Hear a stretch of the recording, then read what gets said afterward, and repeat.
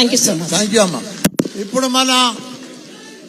మన dynamic youth leader doctor Bhadra Reddy మాట్లాడవలసిందిగా కోరుతున్నాం.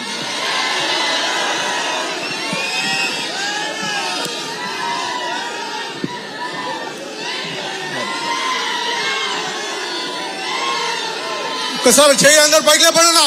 ఒక్కసారి అందరు కూడా జై తెలంగాణ, జై కేసీఆర్, జై కేటీఆర్, జై మల్లన్న. ఈరోజు ఇక్కడ మన మేడ్చల్ కాన్స్టిట్యున్సీలో అంటే కొంత 1/4 మాత్రమే ఇది. ఇంకా చాలా పెద్ద ఉంది మన సినిమా, కాకపోతే 1/4 ఇది మాత్రమే. ఇక్కడ జరుపుకుంటున్న విజయోత్సవ సభకు విచ్చేసిన మన యంగ్ డైనమిక్ లీడర్, మా యువతకు ఆదర్శం, అదేవిధంగా బీఆర్ఎస్ పార్టీ వర్కింగ్ ప్రెసిడెంట్ మన కేటీ రామారావు గారికి, మన మేడ్చల్ ముద్దుబిడ్డ, మన మేడ్చల్ ఎమ్మెల్యే మా నాన్నగారు మల్లారెడ్డి గారికి, ఇంకో యూత్ ఐకాన్, అదేవిధంగా పెద్ద పెద్ద పైల్వాళ్ళని మట్టి కలిపిన మల్కాజ్గిరి ఎమ్మెల్యే రాజశేఖర్ రెడ్డి గారికి, మా జిల్లా అధ్యక్షుడు శంపూర్ రాజు గారికి, మన వేది మీద ఉన్న పెద్దలకి, బీఆర్ఎస్ పార్టీ కుటుంబ సభ్యులకి అందరికి కూడా పేరు పేరు నమస్కారం. ఒకటి మనం ఆలోచిస్తే గత ఉమ్మడి ఆంధ్రప్రదేశ్ లో మన తెలంగాణ పరిస్థితి ఏముండే? చీకటి గ్రామాలుండే, బూడిద రోడ్లుండే, మొత్తం ఆకలి కేకలుండే, ఇంకా ఏమైనా ఉండేనా? చివరికి కడుపున పుట్టిన పిల్లలను కూడా అమ్ముకునే పరిస్థితి ఉండే ఆ టైంలో. అట్లాంటిది మన కేసీఆర్ గారు 12 సంవత్సరాలు పోరాడి మన తెలంగాణ సాధించారు. ఇవన్నీ చూసి మన తెలంగాణ వస్తేనే మన తెలంగాణ బాగుపడుతుందని మన తెలంగాణ సాధించారు మన కేసీఆర్ గారు. అదేవిధంగా తెచ్చిన తెలంగాణను కూడా మన కేసీఆర్ గారు మన ఊరు కూడా అడగలే, ఏ స్కీములు పెట్టండి సార్, ఆ స్కీములు పెట్టమని ఎవ్వరు కూడా అడగలే. ఆయన్నే ఆలోచించి రైతు బీమా గాని, రైతు బంధు గాని, ఆసరా పెన్షన్లు గాని, సాగునీరు గాని, త్రాగునీరు గాని, 24 గంటల కరెంటు గాని, కళ్యాణ లక్ష్మి, కేసీఆర్ కిట్, అట్లా చెప్పుకుంటూ పోతే ఎన్నో స్కీములు ఉన్నాయి. అవన్నీ కూడా పెట్టి మన పేద ప్రజలకు అందించిండు. ఇంతకుముందు మన తెలంగాణ అందరూ ఏమంటుండే తెలుసా? ఓ కరువు ప్రాంతం. తెలంగాణ అంతే ఓ కరువు ప్రాంతం, ఇంకా వేరేదేం లేదు. ఓ రేషన్ బియ్యం కూడా లేని పరిస్థితి ఉండే మన తెలంగాణలో. అట్లాంటిది మన కేసీఆర్ గారు ప్రాజెక్టులు కట్టిండు. ఎన్ని ప్రాజెక్టులు కట్టిండు? ఇప్పుడు మొత్తం దేశానికే అన్నం పెట్టే రాష్ట్రం, అన్నపూర్ణ రాష్ట్రం మన తెలంగాణ అయింది. అది కేసీఆర్ గారి వల్ల. మన యంగ్ డైనమిక్ లీడర్ కేటీఆర్ గారు అంటే ఇంతకుముందు మన బాణభర్త ఏమైతుండే మీకు తెలుసు కదా, పెడిచాదుల్లో గారు ఇంతకుముందు సార్ కూడా వచ్చిండు. మొత్తం ఇంతవరకు నీళ్ళు నిండే, మొత్తం అపార్ట్మెంట్లు ఉంటే ఫస్ట్ ఫ్లోర్ వరకు నిండిపోయే పరిస్థితి ఉండే మన అందరూ కూడా, హైదరాబాద్ అంతటా కూడా అట్లాంటిది.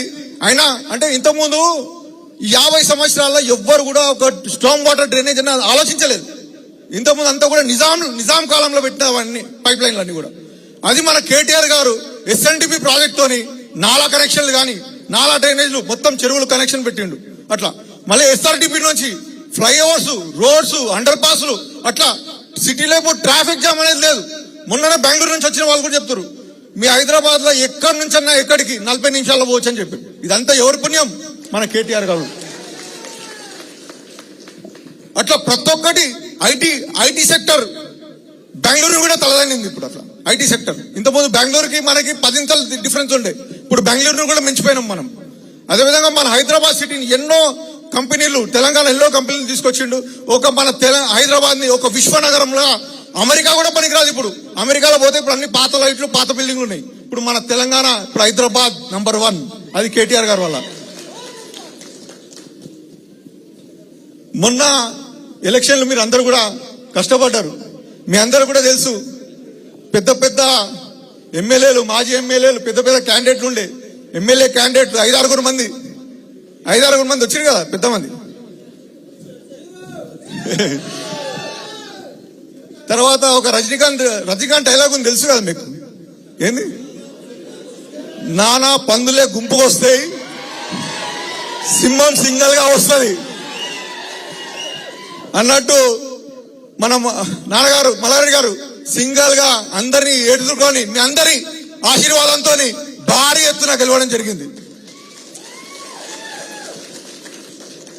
అన్న కేటీఆర్ అన్న మాకు మా నాన్నగారు ఇంట్లో ఒక్కటే చెప్తాడన్న, నన్ను ప్రజలు ఓట్లేసి గెలిపించారు, కేసీఆర్ గారు మినిస్టర్ చేశారు మమ్మల్ని, అది ఆ రుణం మనం తీర్చుకోవాలి, ప్రజలకు ఆ రుణం తీర్చుకోవాలని అది ఒక్కటే చెప్పి మాకు మొత్తం 60 గ్రామాలు ఉన్నాయి. 61 గ్రామాల అన్ని కూడా సీసీ రోడ్లు కంప్లీట్ అయినాయి.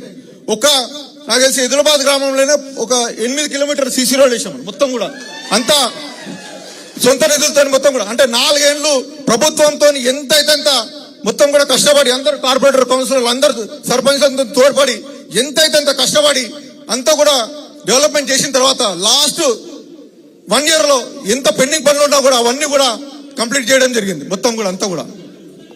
అదేవిధంగా గుళ్ళు అన్న మోర్ దెన్ 100 టెంపుల్స్, అంటే ఊరి మధ్యలో ఉండే పెండింగ్ ఉన్న గుళ్ళు ఇట్లా ఇన్కంప్లీట్ గుళ్ళు అన్ని కూడా కంప్లీట్ చేసామని. మళ్ళీ కుల భవనాలు అట్లా అన్ని కూడా ఆల్మోస్ట్ కంప్లీట్ వచ్చినాయి.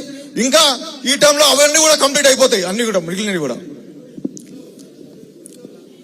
సో ఒక్కటే ఇప్పుడు కాంగ్రెస్ గవర్నమెంట్ ఉంది, అదేమంటారు కదా కాసే చెట్టుకి రాళ్ళు దెబ్బలు అన్నట్టు పనిచేసే వాళ్ళ మీదే విమర్శలు.